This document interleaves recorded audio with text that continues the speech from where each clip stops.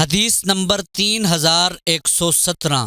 حضرت عائشہ رضی اللہ تعالیٰ عنہا بیان کرتی ہیں کہ حضرت صفیہ بنت حی کو طواف اضافہ کے بعد حیض آ گیا۔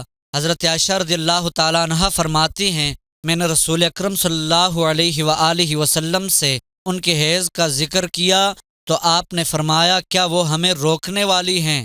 فرماتی ہیں میں نے عرض کیا یا رسول اللہ صلی اللہ علیہ وسلم انہوں نے طواف اضافہ کر لیا ہے تو ان کو حیض آیا ہے، تو آپ نے فرمایا چلو یعنی اب کوئی رکاوٹ نہیں۔ حدیث نمبر 3118۔ حضرت عائشہ رضی اللہ تعالی عنہا بیان کرتی ہیں کہ رسول اکرم صلی اللہ علیہ وآلہ وسلم کی زوجہ حضرت صفیہ رضی اللہ تعالی عنہا کو حجۃ الوداع کے موقع پر طواف اضافہ کے بعد حیض آ گیا، آگے مثل سابق ہے۔